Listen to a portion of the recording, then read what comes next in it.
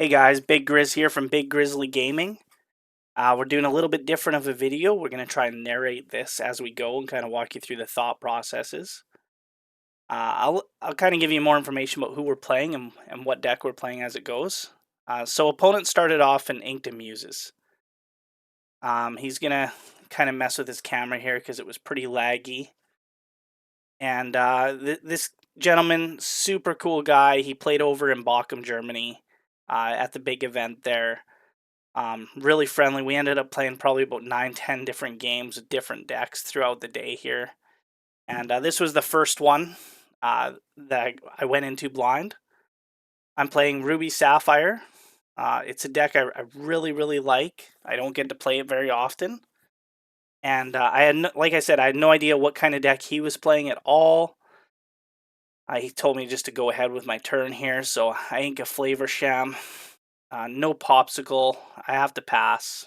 Camera a lot better here. And I saw the Muses, so I know we're in Emerald. I know he's probably playing some sort of Diablo package. I assume some sort of discard. Inks a Sir Hiss here, which is an interesting choice. And he plays that Ursula Deceiver. And like really that is the most optimal card probably to play against Ruby Sapphire turn 2, especially if you're on the play, because you're gonna rip that one jump ahead. That's really like my turn 1, I want to be Popsicle, turn 2, 1 jump ahead, turn 3 going into Flavor Sham, or if I'm ramping, probably Fishbone. Opponent sees that I do have that Fishbone in hand. So our talking process is here when we're playing, he's really talking about how he wants to disrupt my play. So I ink a Grammatala. I don't have that turn 2 play, like I said, because that 1 jump he did make me discard, so fantastic choice by him. He inks that Muses. He wasn't concerned about the B prep, so I assume he has more discard coming. Plays a Diablo, and then quests for 1. That Diablo was not shifted in, so he's not able to exert it and get the draw off it immediately. So right away I'm looking at my hand here. I've got Fishbone, so I ink 1. He doesn't know I have the second one. And then we blow the brawl on the Diablo, which I think we kind of just have to do there. Our deck is very draw orientated, and I think I ask him how many cards he's got in hand here pretty soon in the next turn or two, because if he's running me out of cards, I want to run him out of cards too. I know my top deck game is a lot better than his. So he inks another Muses, plays another Diablo, quest to 2, and I don't think I have an answer for the second Diablo, so 3, we play the Fishbone Quill. We can still ink for turn here. We're going to ink a Tamatoa, so shiny. Obviously one of our top end pieces in our game. Play the Popsicle while we can get the draw. We're on 4 ink right now, and I can still ink something else with the Fishbone Quill. And then my opponent here, he really wasn't watching the ink well at all. Like, he knows I have that Be Prepared in hand. But I ink the, I think the Maui away with the Fishbone Quill. So I'm sitting at 5 ink. So next turn, I can ink for turn, use the Quill, go to 7, and be prepared if I need to. And I was kind of thinking about doing it already anyway, just to get rid of that second Diablo, just to blow 50% of those. You know, that's obviously going to be a main draw engine for him. I think it's probably one of the best draw engines in the game. It definitely is for Emerald. I don't think Diablo is going away anytime here soon. He contemplates what I'm doing here. Like, he knew he saw the Maui early. He knows the Flavor Sham's in hand. Knows the Be Prepared's there. And I guess kind of how I had my hands, he wasn't sure how much ink I was on. I don't think he was paying attention, which he did say. So he ended up playing out the Prince John. So now I know what he's doing, right? He's definitely going to start making me discard. He's probably running Sudden Chills. I don't think at this point I know he's on Amber. He does tell me eventually here, but so I assume it's just Steel removal, which I'm not too worried about in my deck at all. Like, obviously I'm playing a lot bigger bodies, but I see he's got the Prince John, and right now I kind of get excited. I start playing with my cards because I know I'm going to wipe this board. Like, it doesn't matter what I draw into. I think he has about 3 cards in hand right now. He's going to draw when I draw. Go up to 4, but my plan is to ink that Develop the Brain that I have in hand. Whatever I top deck, I'll ink that with a quill. It ends up being an uninkable, but of course that doesn't matter with the quill. So we're going to ink that ice block away. We're going to ink Develop Your Brain for turn. That puts me up to 7.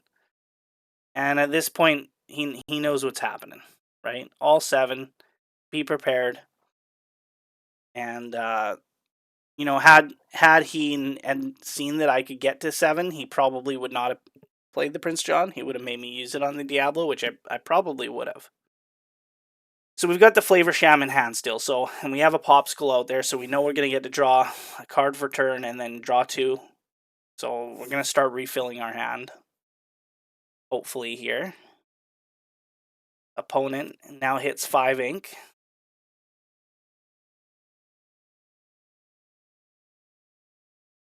He's thinking really hard now what to do. Because now we're at our top end game, right? Now we're at our 7 ink. You know, 8 or 9 is very achievable at this point, even with the quill.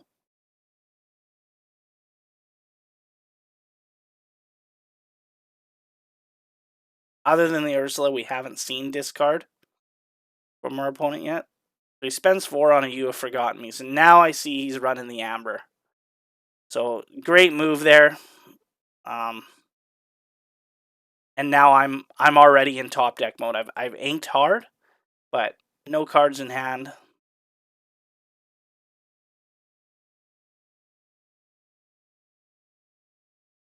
I ask how many he has in hand. He shows me the 3 cards there. So I draw a card. I hold on to it. Not sure what I draw there. Maybe we'll get a chance to take a peek. And Bare Necessities. So boom, the Brawl. Obviously, we kept that in hand just in case he tried to replay another Diablo or something. And then he plays an Aerial Spectacular Singer. And this is what really impressed me about this opponent so much is because you saw the muses that he was inking. But muses, of course, means when you sing a song, you can bounce something that costs 2 back to your hand. And he really, in our games, he really utilizes that with the Aerial to search for a song, play a song, bounce the Aerial back, keep going. So he grabs the Sudden Chill with the Aerial. That was the song that he found. He accidentally puts it in his discard pile. I think he remembers and puts it back in his hand. We draw a Brawl off the top. Get rid of that Aerial. Plays another Aerial for some more songs here.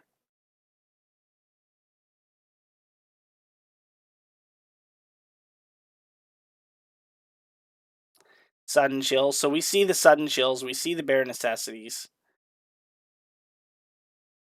So we know we're against Lemon Lime discard. And a very aggressive package as well. You Have Forgotten Me, obviously a set 1 card. A lot of people forgot about. Grammatala lets me look at 2. Put the Sisu in hand. We did that just so that we could play it out and get board presence. I don't want to be keeping cards in hand at this point anymore unless I'm able to utilize them right away. Because I know that he's drawing those Sudden Chills. So I'm okay at this point just playing the top deck game. Because I haven't seen a finisher.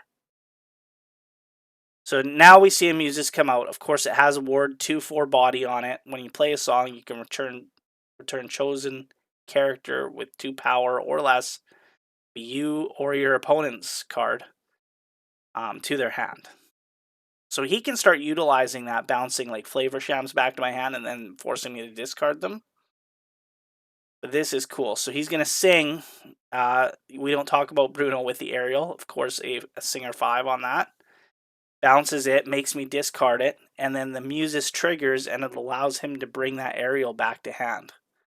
Which, of course, he can then play it out again, look for another song, sing a song with Muses, and then bounce. And he can just keep that super interesting budget loop that I saw. I've never seen that before. So we ink a dragon here. We're on 8 ink now. Now we're in big Sisu territory, which I'm really wanting, right? Because the Muses with the 2 strength, the Aerial with the 2 strength. So plays a Singer card, pulls a Painting the Roses red, which is obviously a cantrip as well.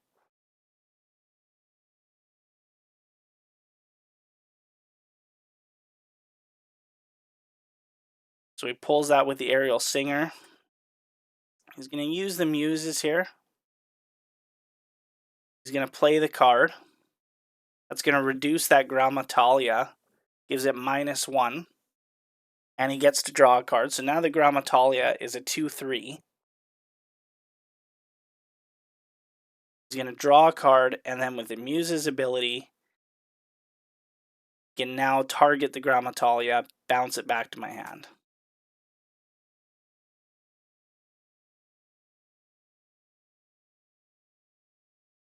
And then Sudden Chill forces me to discard it.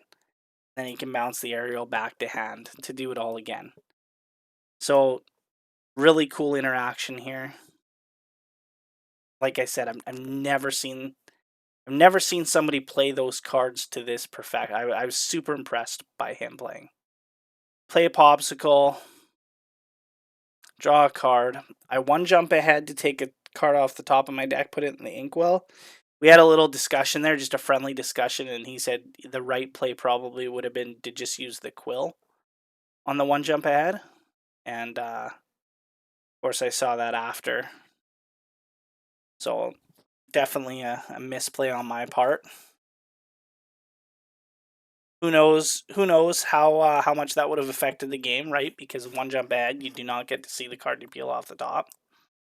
Goes into your inkwell. Could be something great like a lucky dime. And we had a lot of discussions here. I told him how cool I thought his deck was. I showed him that I had a Bucky discard deck as well. We ended up playing a few games with that, just discard versus discard after, just to see. But opponent plays out Aerial here. Grabs the We Don't Talk About Bruno. So now no matter what I play, he's going to be able to bounce back to my hand and force me to discard. And that seems to kind of be the game plan here. Like it's bounce, discard, control. He's not questing for a ton, right? Up to 5 now. Now he's starting to get bodies on board. Pull an Ice Block. We just play it out. It's an item. You might as well play it. We know nothing is safe in my hand at this point. Anything I draw, I want to be kind of dumping right away. Especially knowing that he is running Prince John's. We don't want to give him fuel for that, right? If he gets that out.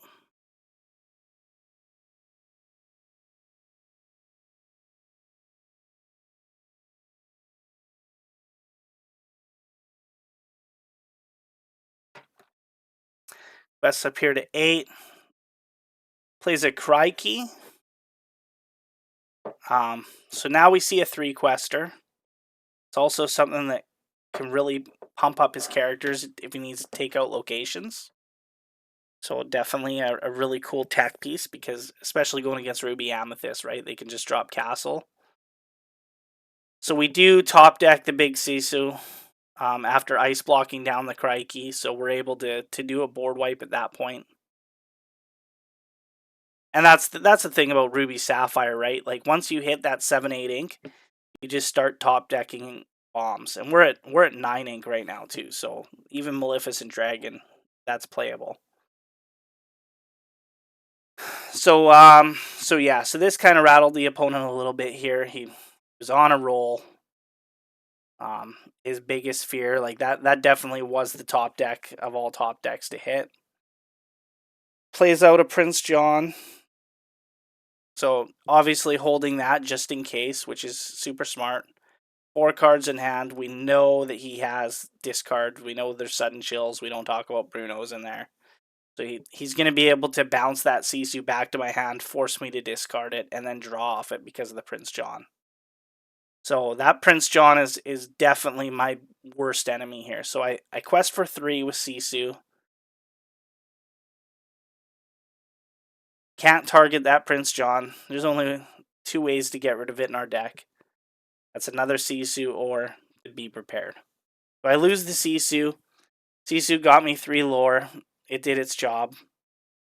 And I ask my opponent at this point. I says, how many Prince Johns, how many Diablos are gone? So it's 2 and 2. So 50% of his draw ability is gone out of his deck, and that's kind of what you want to be experienced in the cards a little bit, and know that, like, know what the options are.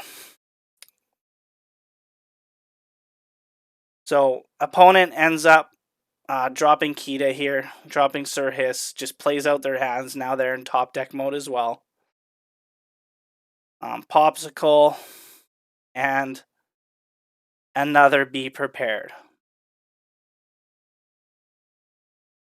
So both of us, no cards in hand. He has 2 cards in hand here. Okay.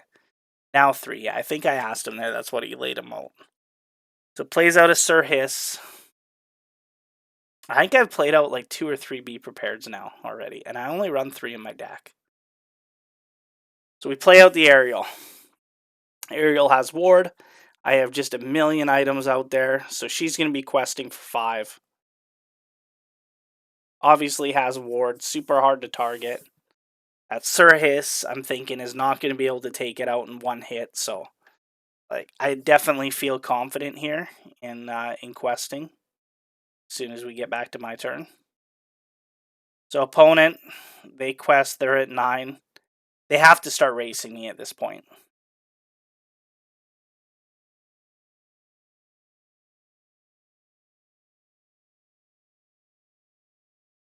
So we hard cast. How far I'll go? Look at 2. We can put 1 in our hand, 1 in our inkwell.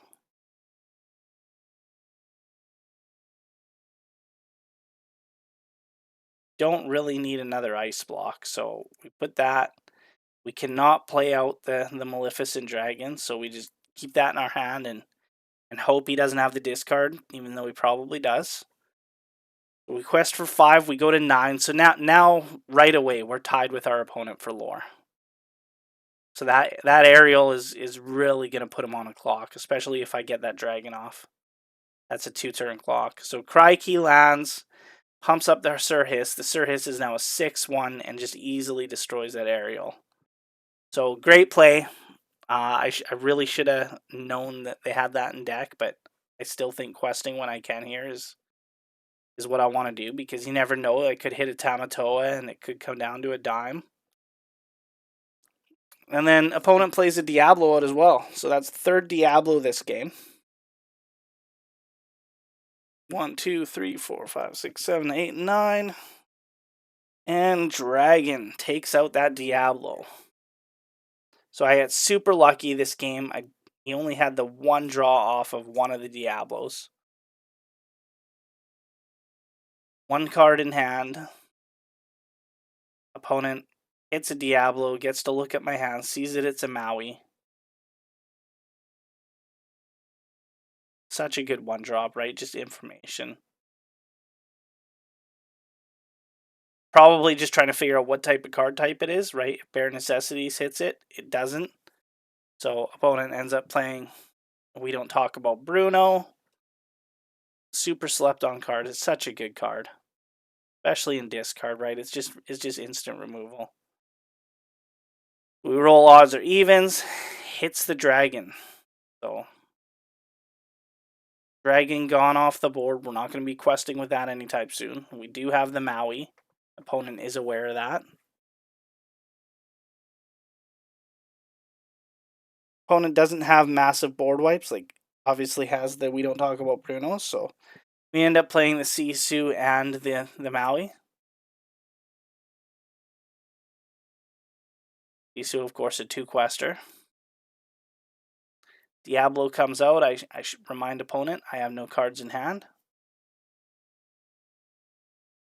Gonna quest for 1 here.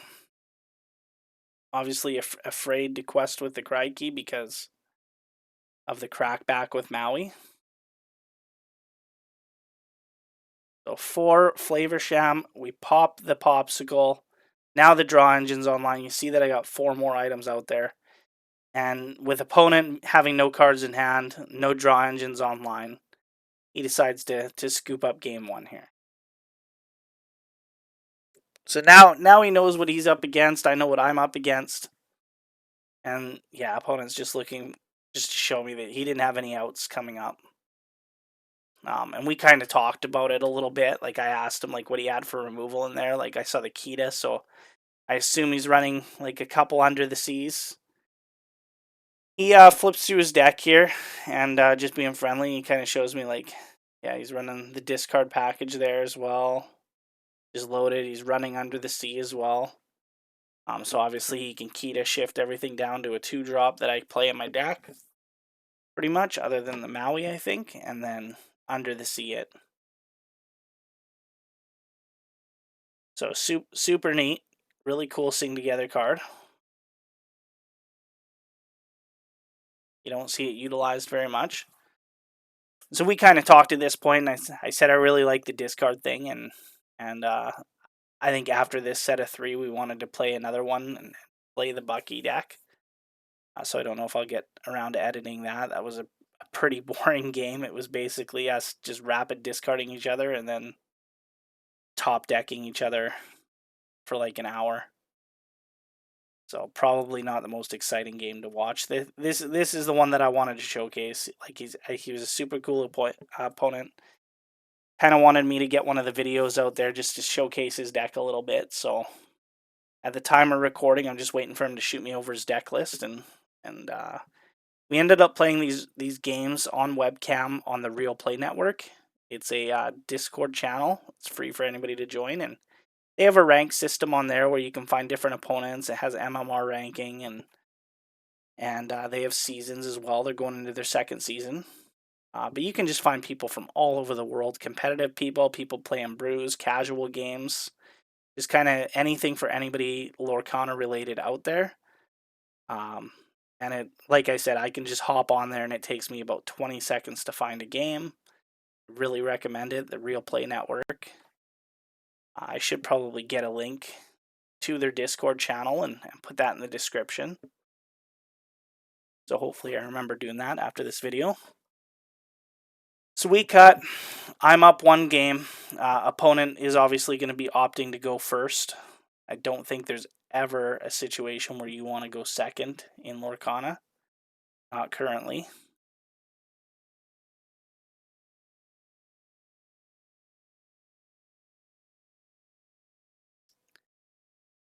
So we're going to get some starting hands here. Yeah, I do like the camera angle on my hand cam this time. Some of the other videos, it was just a little too close. This is kind of like an over the shoulder. What do I see there? So we see Popsicle, 1 jump ahead, Fishbone Quill. So so opponent knows what deck I'm playing now. And they know like there's only so many cards that Ruby Sapphire can play. So he knows, he's very experienced. He goes to these challenge events. So he knows my optimal play is going to be the turn 1 Popsicle, the turn 2 1 jump ahead Song, turn 3 item Fishbone Quill, or Flavor Sham. And I didn't adjust to what my opponent was playing. So I just played my optimal hand. I think I just messed with my camera here a little bit, trying to flip it so that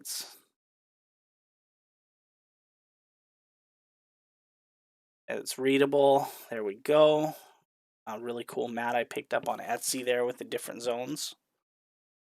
So opponent played Diablo, so I show him I have the Brawl for the Shift Diablo, Fishbone Quill, 1 jump, Popsicle. How far I go, Madame Medusa, and I think that's a Grand Metalia in there. We didn't see the Medusa last game. So sees lots of removal there. Bank the Tala. Play the Popsicle, draw a card while we can. No doubt in my mind a Shift Diablo's coming. And I'm sure that's definitely what you're gonna maul for in every Emerald deck. Inks of Bare Necessities. Now that's a really interesting card because chosen opponent reveals their hand and discards a non-character card. So that does hit cards like Brawl, like Fishbone Quill. So playing the discard package that he is playing, looking at my hand and seeing exactly what he wants to pick apart is going to allow him to play accordingly. He's going to play the Ursula first because he's going to want to grab that one jump ahead that he saw with the Diablo. I think I try to convince him to go for the how far I'll go here, but opponent doesn't fall for it. He knows the one jump ahead is what he needs to take in this situation.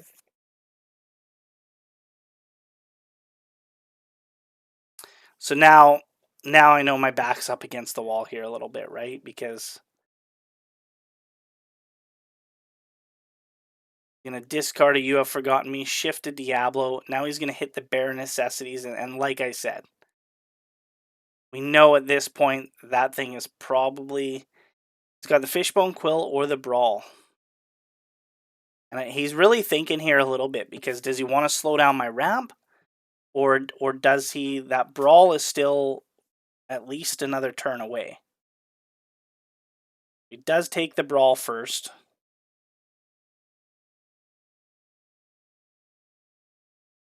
I draw for turn here.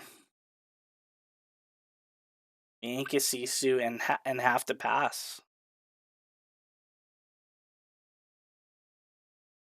So I'm just praying he doesn't have discard like another Bare Necessities or something, because... Which he does.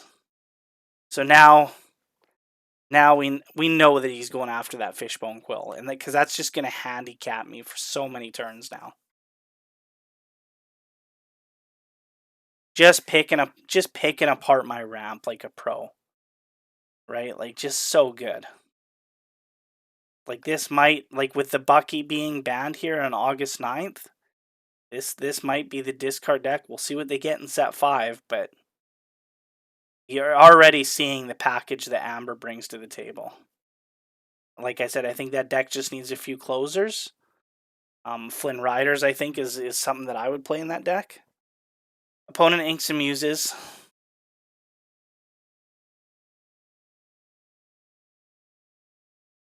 Plays out a Sir Hiss. Quest for 1. Much different game, not being able to ramp. So we ink a Maleficent Monsters Dragon. We have no Fishbone Quill. We have no one jump ahead. So now we're just passing again. Down to 4 cards in hand. Opponent is going to tap 2, play the Sudden Chill, force me to discard, quest for 3. I draw, opponent draws off that Diablo. So good if you can't get rid of it. Flavor Sham, we hit a how far I'll go because we don't want to play a Flavor Sham right now. And draw. Put 1 into our Inkwell. We have a Quill now.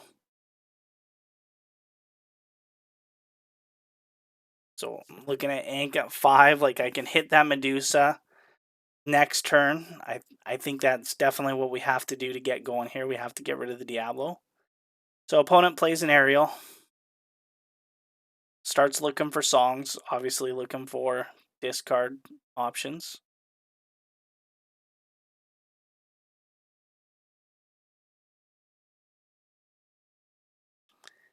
We don't talk about Bruno. We see that pulled into the hand.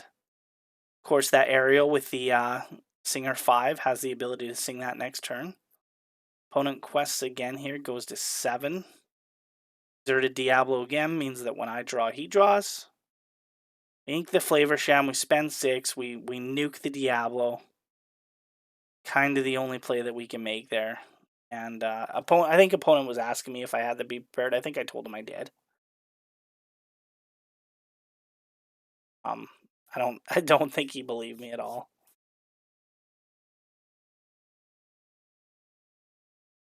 Plays another Aerial, starts looking for songs. Again, not utilizing that Muses this time, but able to pull the Under the Sea. So Singer 5 on the Aerial. So that's 5. 2 with the Ursula is 6, 7. 2 with the Hiss is 9. So has that ability to sing Under the World. We don't talk about Bruno on the Medusa. Go 1, 2, 3, 4, 5, 6. Gonna be the first card, and it is the Medusa. Opponent just unreal with getting the right card every time. The RNG is not in our favor this day. Sudden Chill gets sung, makes me discard another card, so the Quill is gone. We have a Flavor Sham out in our hand. Kind of our only card to play. We ink a Maui, we're on 7 ink now. We're going to play the Flavor Sham, pop the Popsicle, and just hope we draw Be Prepared for next turn. Got a Monstrous Dragon, which counting ink right now, I see we have 7. We're nowhere near playing. The Medusa is kind of all we can do.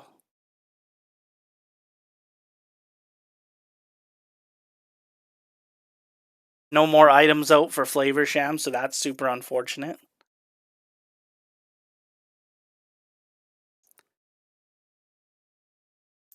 This is a really cool move. I was so impressed by this. So we have a Flavor Sham out, which is a 1/6. So Singer 5 with the Aerial, 6/7 with the Hiss, 8/9 with Ursula. We know he has an Under the Sea in hand. So this is cool. So sings Under the Sea, forces me to put Flavor Sham at the bottom of my deck. Uses the other Aerial. Sings Mother Knows Best, returns the Ursula to hand. Is able to ink that Ursula. Now he's at 4 ink. Plays a You Have Forgotten Me and just unloads my hand. Just such a skill play there. Just like demolishes my board, empties my hand. I'm in top deck mode. Opponent is questing. Do a 1 jump ahead. That puts me up to 8, I think. And now we're just hoping for a repeat of game 1. Where we can pull like a Be Prepared or a Sisu or something. The opponent has 2 cards in hand. Double Singer 5's on board. I think he was just showing me with a couple random cards here that we were talking about different camera angles there. I was telling him that I'm running 2 cameras. Got one looking down, and then I've got a hand camera as well for the video.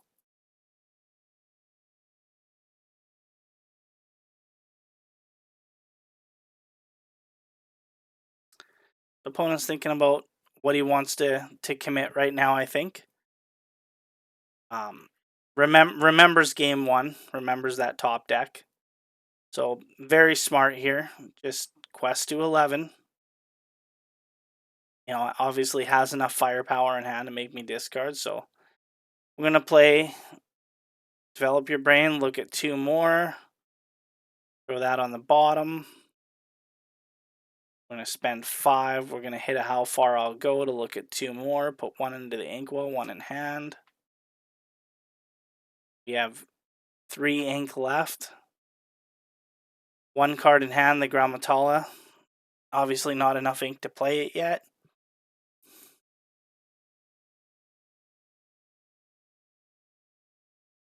And just gets rid of that, right? Scared of the Be Prepared, so close the You Have Forgotten Me.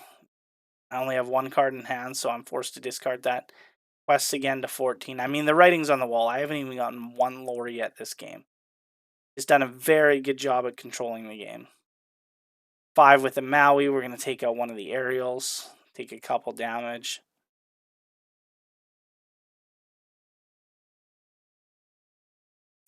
And I mean, like, you never know what you're going to top deck. Opponent doesn't have a draw engine either, right? So I'm thinking if I can just whittle down his board a little bit here. But we don't talk about Bruno. Bounces it back to my hand, and then I randomly discard the only card in hand, which is the Maui. We're back down to nothing. Plays another Diablo. Takes a look at my empty hand. Get a Sisu. Play the Sisu.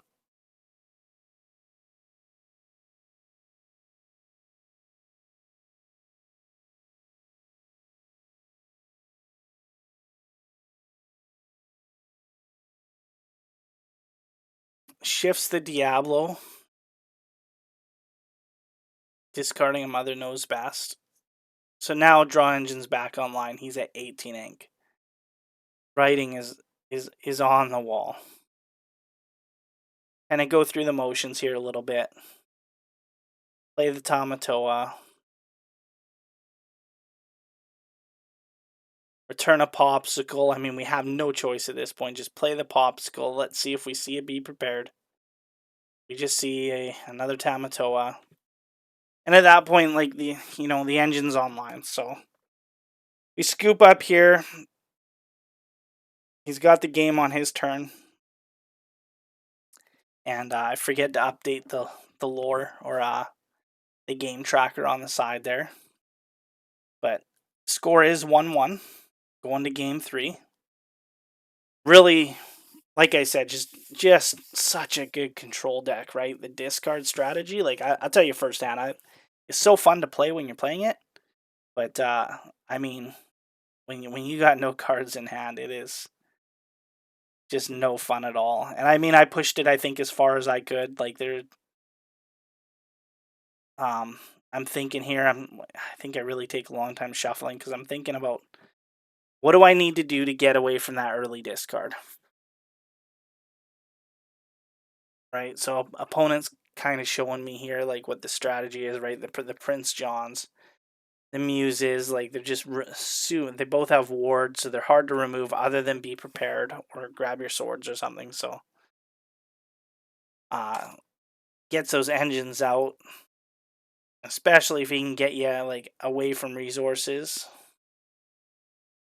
We talk about the Under the Sea here, which is just such a neat tech card that you don't see all the time. And till this game, I had never seen anybody utilize the Muses. You guys saw that it was a rare. I never thought to start using it to bounce like your own Ariels, your own Ursulas, things like that, like just to get that discard engine going.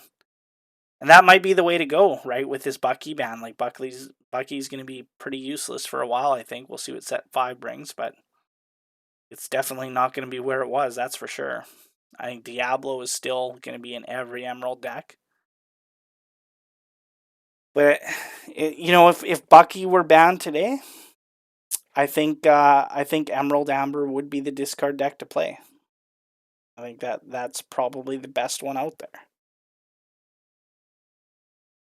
And I mean, like, yes, the Diablo, you can shut it down, but stripping resources and stripping cards, that's how you keep that Diablo alive.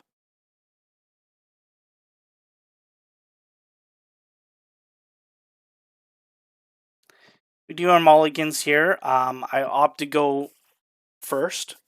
So I know going first based on what I've seen in his deck that I can get that one jump ahead off. That as long as I hit it on curve on my turn 2, he has no 1-drops that can force me to discard it.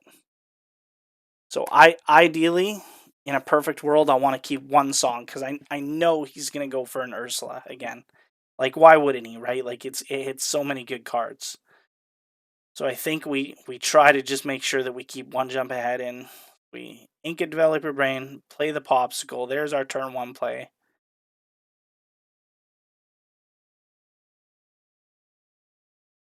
So we've got the Quill, we've got the one jump ahead, we got the Flavor Sham, got the Brawl. Like if we can get that one jump going, if we can get that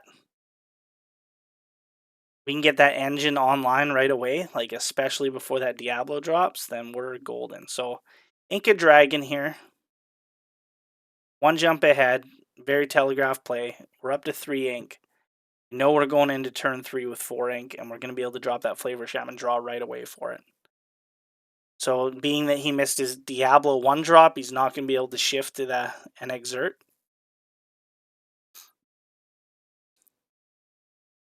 So 2, plays the Ursula.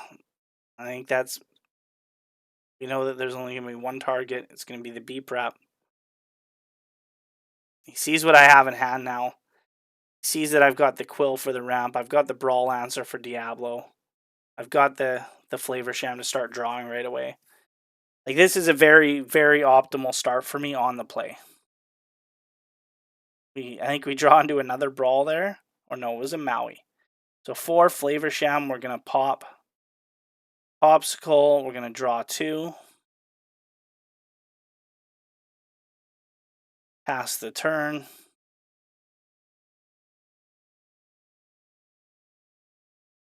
Got another Popsicle in hand as well for an item. We have Quill. I think we have 2 Quills there as well. Opponent inks an Ariel, plays out that Prince John. Sings the Bare Necessities. He's going to see that I ran runner items though on my draw. So he thought I'd only have 1 item in hand, but now I've got 3. So that Flavor Sham is going to draw me. I think he was hoping I wouldn't have an item, 2 more items there. He could have stopped the Flavor Sham from... So the right play here is obviously that Popsicle.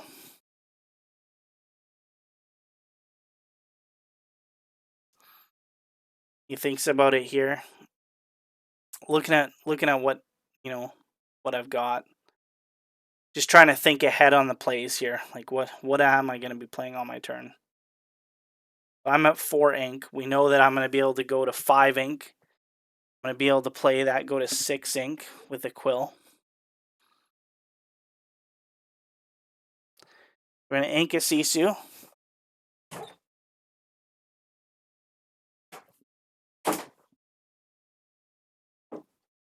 Play the Quill.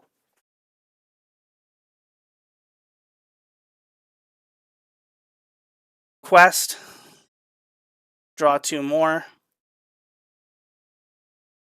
I'm going to play a Popsicle. Draw.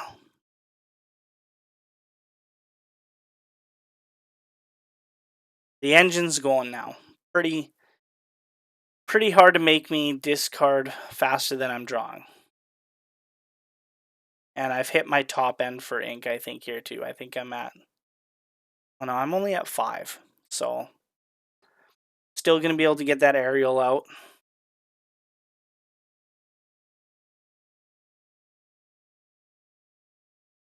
Another Prince John hits.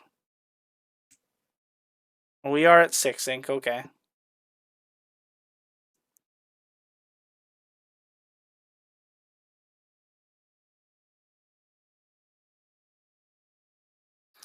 I think that Quill is out though, right? So, ink for 7, Quill for 8. Sings a Sudden Chill here. Discard the Brawl. Happy to see that go. Draw 2 cards because of the Prince Johns. So that's those Prince Johns. I mean, they were really popular in set 3. They kind of went away here in set 4, but it might make a return for set 5. That's a powerful ability for sure, especially if they don't come out with anything that strips ward from your opponents. So still only at 1 lore here.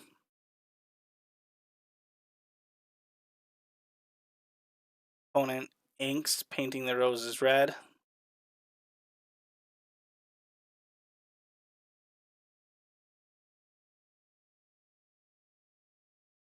Really thinking about what he has for outs right now. Like, obviously does have the ability to sing an Under the Sea next turn if he able to draw one. And get rid of the Flavor Sham.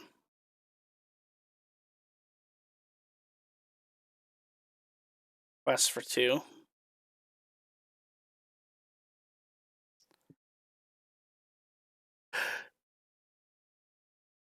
So we're going to quest for 1. Pop the Popsicle first, go to 2. Draw 2 cards.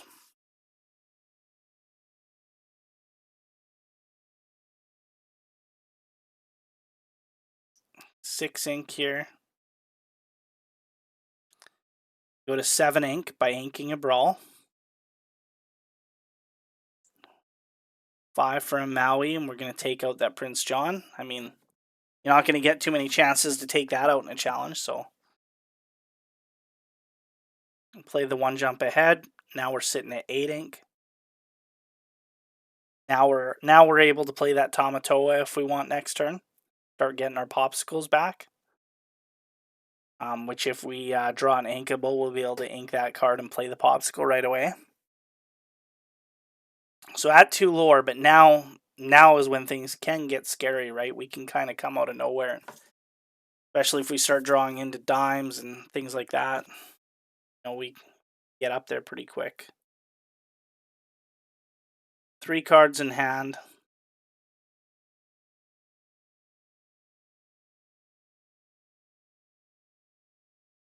Every top deck can be a bomb now. Opponent plays an aerial, is going to look for a song, probably a discards to start getting value off of that John. Fails to find, which you hate to see.